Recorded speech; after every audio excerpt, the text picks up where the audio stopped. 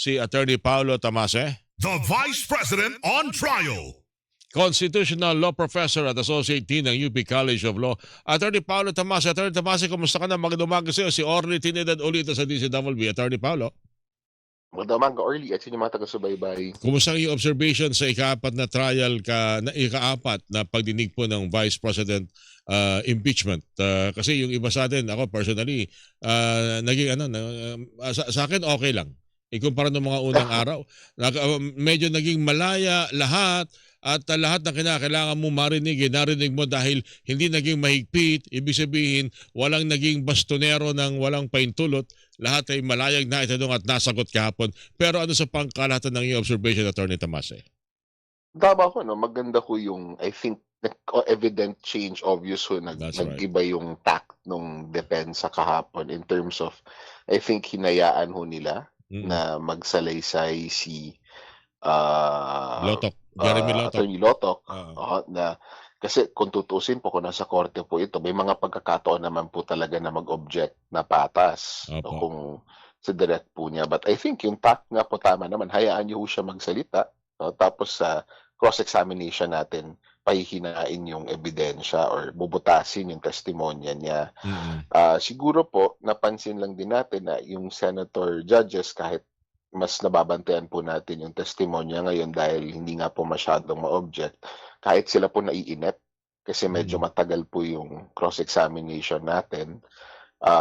May mga malino naman po yung punto na gusto ipahatid ng depensa. I think gusto nila ipakita na kulang ng kredibilidad yung investigasyon ng NBI. Yung dates po, yung pag-alter, yung po yung pakay, I think noon. Baka naman po kung ganun po kadami yung mali at ilang beses na rin po sinabi ng witness na hindi po siya pwede tumistigo, ay pwede din po kasi pakawalan yung punto na yun. No, alam naman na po natin yung gusto nila sabihin, tataliin na lang po yun sa dulo. Alright. Sa pagsumatotal ng kaso. So, minor observations po, iniiwasan naman natin maging armchair na lawyer dun sa kaso. But on the whole, I think maganda for both sides po yung nangyari kahapon. Napakita ng prosecution yung fact na nagkaroon nga ng investigasyon at seryoso sila ukol doon sa pag-iimbestiga doon sa threat, lalo na dahil sa taas ng stature, no, yung position ni VP sa pamahalaan. At the same time, napakita ng depensa na may mga lapses doon sa investigasyon laban sa kanya, and yung fact na I think kung tama ko yung nakuha ko, wala pa akong napafile na kaso hanggang ngayon, which means hindi po sila nakakuha ng sapat na ebidensya. Alright. Binanggit nyo kredibilidad ng investigasyon ng NBI. Gaano ko ba kahalaga sa isang tulad nito?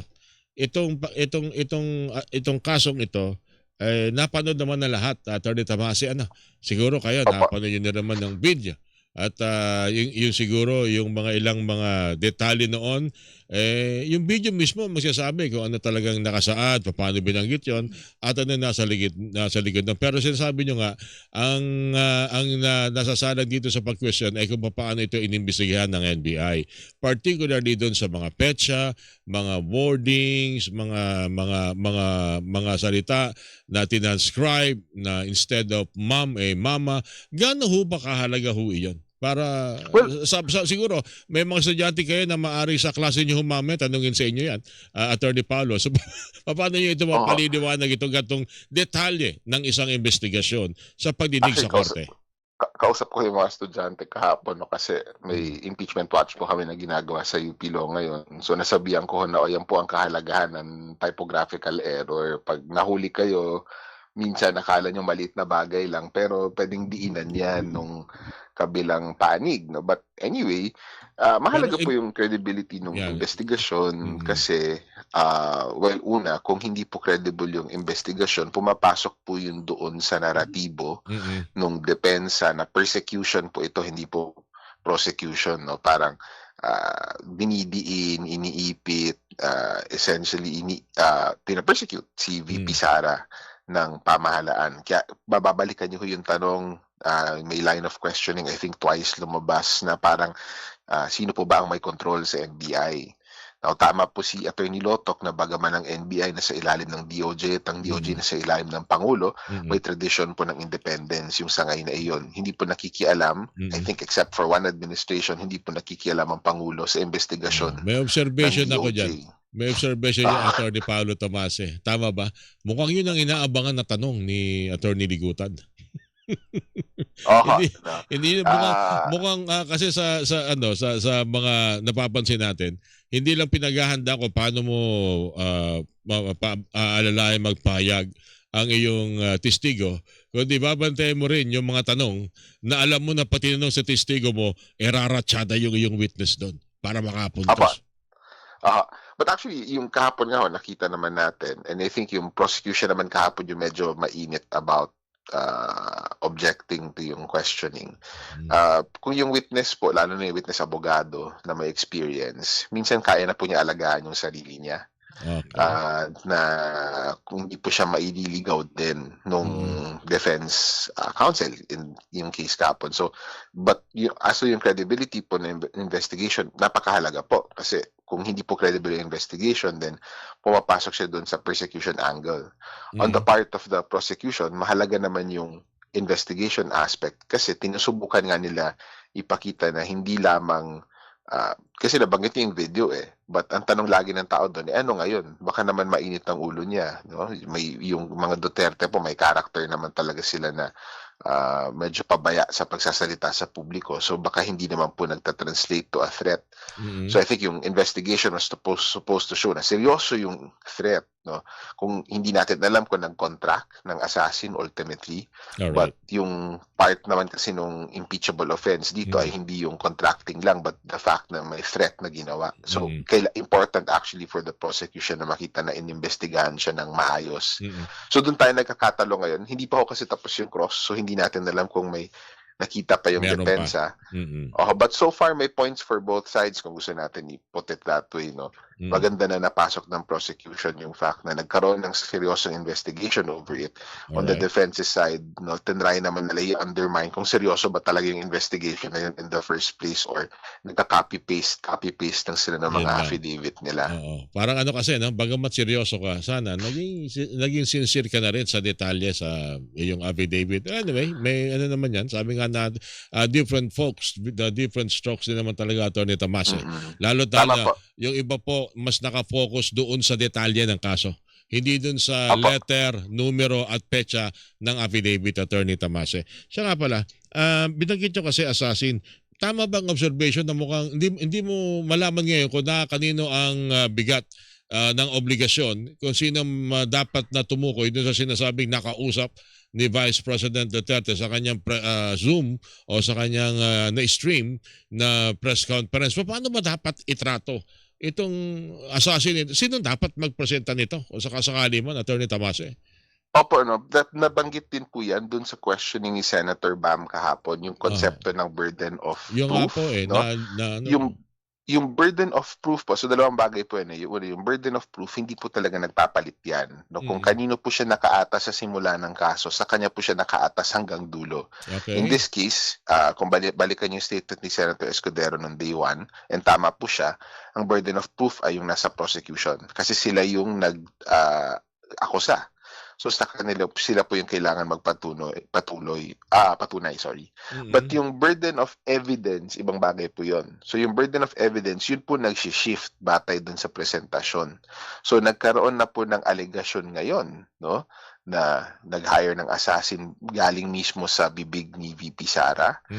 Nagkaroon ng investigation yung NBI.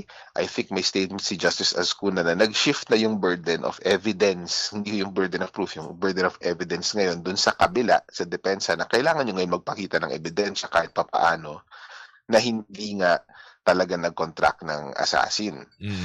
But negative po kasi yung fact na iyon So medyo technical yung issue dito kung paano siya patutunayan. In any case, whether mapatunayan yung assassin or not, hindi po siya fatal per se doon sa kaso.